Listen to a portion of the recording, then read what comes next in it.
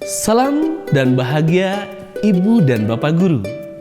Selamat datang kembali di modul dimensi bergotong royong.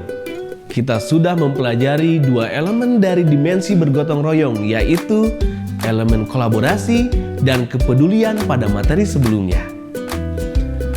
Ada satu lagi, elemen kunci terakhir dari dimensi ini yang akan kita pelajari sekarang, yaitu elemen berbagi.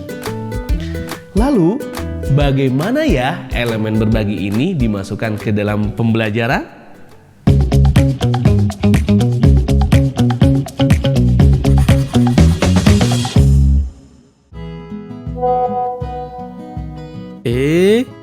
Dapat pesan apa nih di WhatsApp grup? Wah, sekilas sepertinya bermanfaat buat WhatsApp grup sekolah. Aku bagi saja ke mereka. Itu seriusan ya, Sando? Sando, kamu sudah cek informasi ini? Barusan aku cek, informasi ini hoax.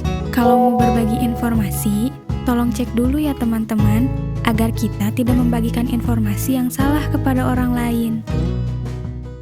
Ibu dan Bapak Guru, adegan Sando yang membagikan pesan ke grup chat di atas apakah merupakan contoh perilaku berbagi?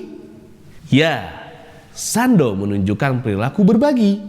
Pertanyaan selanjutnya, apakah Sando berbagi dalam konteks bergotong royong? Belum tentu. Sando mendapatkan informasi yang sumbernya belum jelas. Ia hanya sekilas membacanya tanpa memverifikasi dan memvalidasi terlebih dahulu. Dan ternyata apa yang dibagikan adalah hoax atau berita palsu. Ibu dan Bapak Guru, elemen berbagi merupakan kemampuan yang dimiliki murid untuk memberikan dan menerima segala sesuatu yang penting bagi dirinya dan orang-orang di sekitarnya, serta bersedia menjalani kehidupan bersama dengan mengedepankan penggunaan sumber daya atau fasilitas umum yang ada di masyarakat dengan baik dan sehat. Dari penjelasan tersebut, kita dapat menemukan intisarinya, yaitu tujuan bersama, menjalani kehidupan bersama dengan baik dan sehat, dan mengedepankan kepentingan bersama. Sehingga jelas bahwa dalam konteks bergotong royong, tujuan bersama-samalah yang menjadi ciri khas dari setiap elemennya. Ibu dan Bapak Guru, berikut alur perkembangan elemen berbagi dimulai dari jenjang pondasi PAUD sampai dengan jenjang SMA atau SMK. Pada jenjang PAUD, murid mulai dilatih membiasakan diri untuk berbagi ke orang sekitarnya. Pada jenjang SD, murid dibiasakan dapat memberi dan menerima hal yang dianggap penting dari atau kepada orang-orang yang ada di sekitarnya. Masyarakat luas, baik yang dikenal maupun tidak dikenal. Pada jenjang SMP, murid didorong untuk berupaya memberikan sesuatu yang dianggap berharga dan penting kepada masyarakat sekitar tempat tinggal yang membutuhkan bantuan. Sedangkan pada jenjang SMA atau SMK, murid diharapkan mampu mengupayakan memberi hal-hal penting dan berharga kepada masyarakat yang lebih luas dalam lingkup negara dan dunia. Ibu dan Bapak Guru, pembelajaran yang memuat elemen berbagi dalam konteks bergotong royong dapat dilakukan dalam pembelajaran apapun di kelas maupun ekstrakurikuler. Misalnya, pada pembelajaran di PAUD, guru mengajak murid membuat prakarya bersama teman sebangkunya dengan menggunakan alat dan bahan yang tersedia di kelas secara terbatas. Tujuan bersamanya yaitu menjaga fasilitas bersama alat dan bahan di kelas.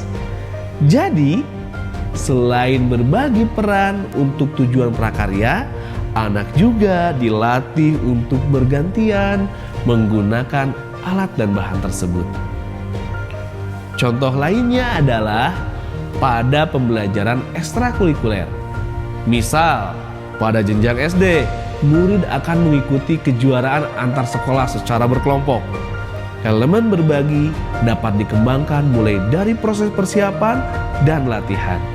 Misalnya, dengan berbagi peran, rasa percaya dengan timnya, dan bagaimana tidak egois untuk bermain individu, tetapi bermain secara tim atau kolektif. Pada saat pertandingan, murid dilatih berbagi dengan sportivitas pada tim lawan dan menerima hasil akhir yang diputuskan juri. Untuk pembelajaran di jenjang SMP, lakukan identifikasi terlebih dahulu mengenai hal yang dianggap penting dan berharga bagi murid di kelas. Kemudian, buatlah pembelajaran dari hasil identifikasi tersebut. Misal, guru mengidentifikasi bahwa mayoritas murid di kelasnya sepakat bahwa waktu bermain dengan teman saat jam pulang sekolah adalah hal yang berharga bagi mereka. Lalu guru membuat kegiatan pengabdian masyarakat sekitar yang dilakukan saat jam pulang sekolah. Kegiatannya bisa beraneka ragam, tergantung kebutuhan masyarakat di sekitar. Pada pembelajaran di SMA dan SMK, ajaklah murid mengamati lingkungan sekitarnya untuk memetakan masalah dan kebutuhan yang ada. Setelahnya, arahkan murid dalam proses diskusi untuk menentukan apa yang bisa mereka bagi atau lakukan dari hasil pengamatannya. Misalnya, dalam pelajaran biologi, setelah mempelajari gizi, guru mengajak murid mengidentifikasi permasalahan di masyarakat terkait dengan gizi. Hasilnya, murid mendapatkan informasi bahwa produk makanan kemasan dapat berbahaya bagi tubuh jika dikonsumsi berlebihan. Kemudian, guru mengarahkan murid untuk merencanakan apa yang bisa mereka bagikan kepada masyarakat terkait hal tersebut. Lalu, murid memutuskan akan berbagi ilmu mengenai cara membaca informasi nilai gizi pada produk makanan kemasan untuk meningkatkan kesadaran masyarakat terkait kadar gula dalam produk kemasan. Hal yang sama bisa dilakukan pada mata pelajaran lain. Misal, topik devisa negara di mata pelajaran ekonomi, topik energi di mata pelajaran fisika, topik kebinekaan di mata pelajaran PPKN, dan lain sebagainya. Ibu dan Bapak guru tentu masih banyak strategi-strategi pembelajaran lain untuk memasukkan elemen berbagi dalam konteks gotong royong.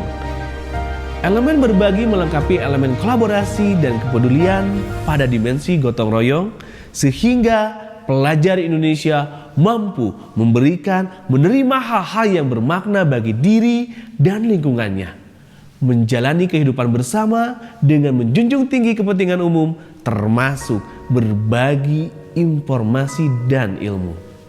Namun, hal ini juga perlu dikuatkan dengan dimensi bernalar kritis agar ilmu yang dibagikan relevan dan sesuai dengan fakta. Apakah kita siap untuk memfasilitasinya, Ibu dan Bapak guru? Mari kita upayakan bersama. Salam dan bahagia, Ibu dan Bapak guru hebat.